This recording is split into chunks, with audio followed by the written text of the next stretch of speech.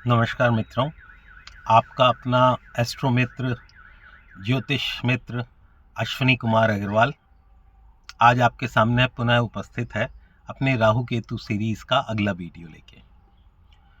आज आप देख रहे होंगे कि मैं गाड़ी में बैठा हुआ हूँ।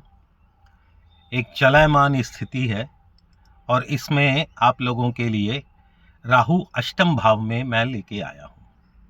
अभी तक के वीडियोस को आपने बहुत सराहा, उसके लिए हृदय से आपका धन्यवाद।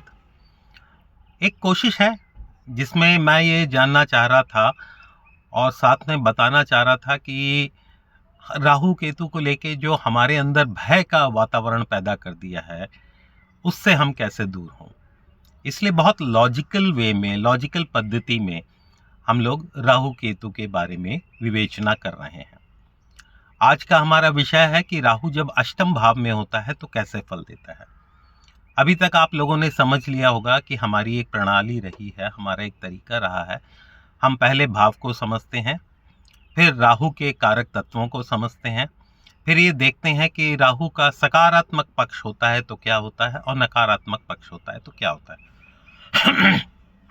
अभी हम इसमें ये सब चीज इंक्लूड कर देते हैं कि अगर शुभ ग्रहों की दृष्टि हो, शुभ ग्रह साथ में बैठे हों, अगर इस तरह की चीजें हों, या अशुभ ग्रहों की दृष्टि हो, अशुभ ग्रह युति में हो, तो क्या फल मिलता है। तो इस सब को हमने क्या लेके चल रहे हैं कि राहु जब सकारात्मक होगा तो कैसा होगा और राहु जब नकारात्मक होगा तो कैसा होगा। तो आइए शुरू करते हैं आज का वीडियो। राहु अष्टम भाव में। मित्र, हम लोग जानते हैं कि अष्टम भाव जो होता है वो छुपे हुए रहस्यों का होता है। कोई भी सीक्रेटिव चीज जो होती है वो अष्टम भाव से देखी जाती है। इसीलिए सीबीआई, इंटेलिजेंस, ऐसी सर्विसेज भी जो हैं वो अष्टम भाव से देखी जाती हैं। जो चीज हम साधारण तौर पे देख के समझ सकते हैं वो अष्टम भाव नहीं है। अष्टम भाव ऐसा है जो गहन गूढ़ है, ऐसा विषय है। चाहे धरती के नीचे ही छुपी हुई चीजें हो, चाहे हमारी ऑकल्ट साइंस हो, पराविद्या हो। इसलिए ज्योतिष भी जो होता है वो अष्टम भाव से आता है। और अष्टम भाव में सबसे खास बात ये होती है कि ये अनअर्न्ड मनी भी दिखाता है। इसलिए हम अपना इनहेरिटेंस, विरासत, इंश्योरेंस, टैक्सेशन, ये सब जो चीजें होती हैं वो हम अष्टम भाव से देखते हैं। अष्टम भाव का एक बहुत बड़ा एस्पेक्ट है जिसे हम कहते हैं ट्रांसफॉर्मेशन। अब एक्चुअली ट्रांसफॉर्मेशन का मतलब क्या है? ट्रांसफॉर्मेशन का मतलब ये नहीं है कि आपने अपने कपड़े बदल लिए या अपना हेयर स्टाइल चेंज कर लिया। ट्रांसफॉर्मेशन का मतलब है कि आपके अंदर से इतना ट्रांसफॉर्मेशन हो, आपके सोचने की, समझने की क्षमता जो है वो पूरी तरह से बदल जाए, आपका देखने का पर्सपेक्टिव चेंज हो जाए, वो ट्रांसफॉर्मेशन होता है। ट्रांसफॉर्मेशन है कि मान लीजिए कोई आदमी कभी ईश्वर या उसकी सत्ता में विश्वास नहीं करता था और अब उसकी सत्ता में विश्वास करने लग जाए, या किसी भी तरह का आमूल चूल परिवर्तन जो होना है वो ट्रांसफॉर्मेशन कहलाता है। हमने जैसे देखा कि अचानक होने वाली घटनाएं जो होती हैं वो अष्टम भाव से देखी जाती। क्यों देखी जाती हैं अष्टम भाव से? बड़ा सीधी सी बात है। हमने कहा जो आप एक्सपेक्ट कर रहे हैं, जो आप देख पा रहे हैं, वो तो साधारण घटनाएं हो गई, लेकिन जिसे आप देख नहीं पाए, समझ नहीं पाए, तभी तो ये कहा जाएगा कि अचानक वो घटनाएं हो गई हैं। तो ये सारी जो बातें होती हैं वो अष्टम भाव से देखी जाती हैं। चोट, चपेट, इंजरी जो है वो अष्टम भाव से देखी जाती है। लोग अक्सर इसे मृत्यु का भाव भी कहते हैं, परंतु मेरा मानना है ये जीवन का भाव है और सही तरीके से जीवन जीने को समझ पाना वो अष्टम भाव से ही देखा जा सकता है। ये सारी बातें हुई कि अष्टम भाव से हम क्या क्या देखते हैं। और भी इसके कई पहलू हैं, लेकिन हम मोटे तौर पे अपने आप को यहाँ पे सीमित कर रहे हैं। अब राहु क्या है?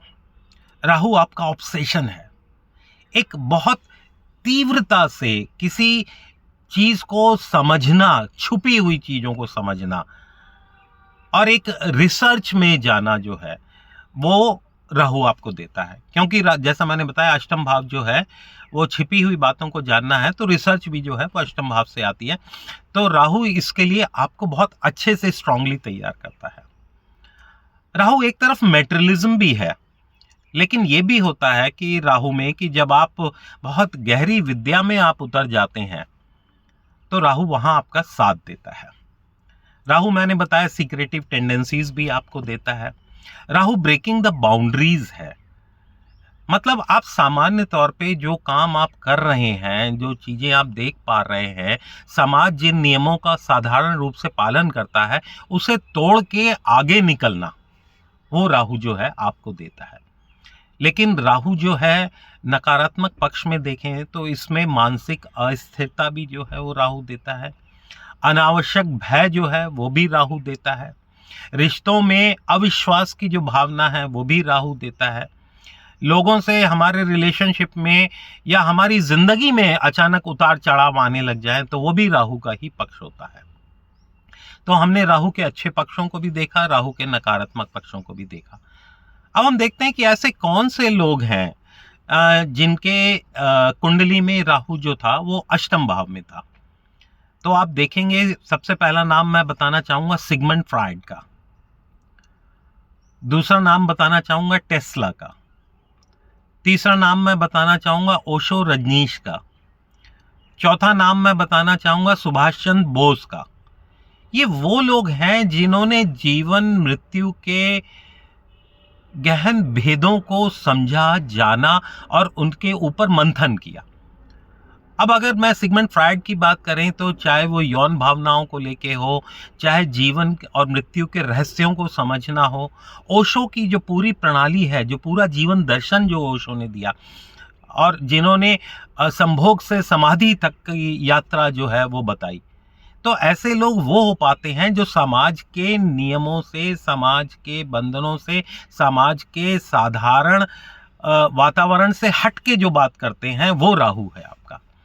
तो अभी तक आप समझ गए होंगे कि राहु जो होता है जब सकारात्मक होता है तो कैसे रिसर्च मोड में, मेडिकल रिसर्च बहुत आपको अच्छी करा देता है राहु, अगर अष्टम में सकारात्मक रूप में ये बैठा हुआ होता है।